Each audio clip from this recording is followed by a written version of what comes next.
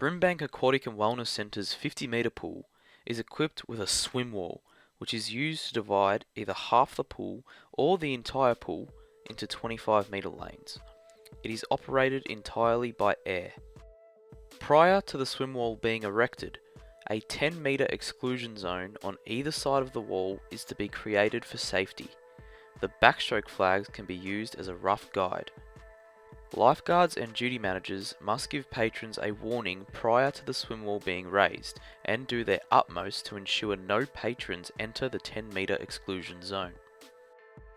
The machine used to operate the swim wall is kept near the double doors of the 50-metre pool.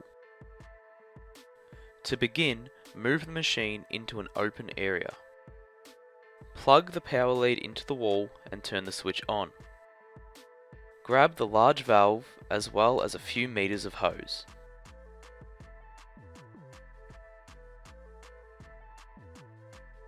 You will also need to retrieve the extension pole and the metal bar. You should now have 3 components laid out on the ground. The extension pole slots into the main valve like so. You should now have 1 large pole. It is important to note that on top of the large pole there is a blue valve. When the blue valve is open, all air will be expelled outwards and will not inflate the swim wall. When the valve is closed, this forces the air in a downwards direction, which is needed in order to inflate the wall. When you are ready to raise the wall, turn the machine on using the switch on the right hand side of the air pump. Grab the pole with the blue valve in an open position.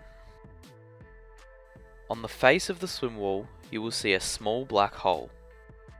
Maneuver the pole into place so it is inserted into the slot.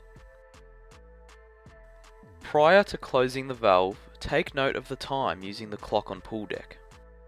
30 to 40 seconds of air is needed to inflate the wall. When you are ready, close the valve to send air into the wall. The water will begin to bubble and after a few moments you will feel the wall begin to rise. Once the time has elapsed, open the valve, remove the pole and place it on the ground. As you are waiting for the wall to rise, it is a good idea to turn the pump off as it is no longer needed and can be quite loud.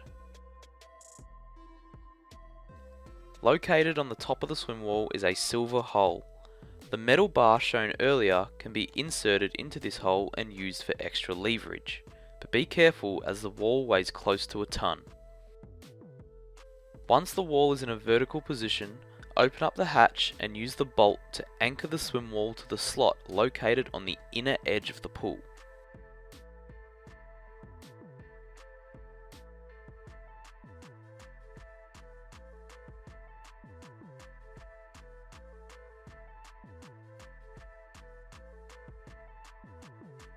The swim wall is now fully erected and you can now begin packing up the equipment.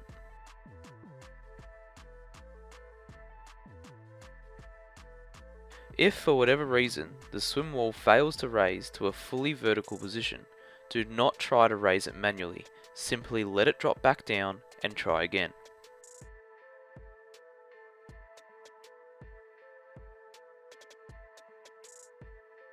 Once the swim wall is up, a 30cm drop-off will be created on the floor of the pool, so it is important that the sudden drop-off signs are on display.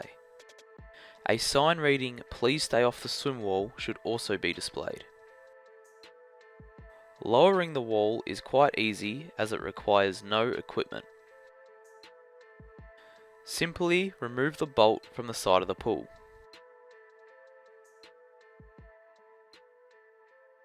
Then give the wall a gentle push with your foot. The metal bar can also be used if needed. The wall will slowly begin to drop, so it is important that an exclusion zone is created. After a few moments, the swim wall will sit flush with the bottom of the pool. You should now have a thorough understanding of how to operate the swim wall. Please notify a duty manager or a member of the leadership team if you require further assistance.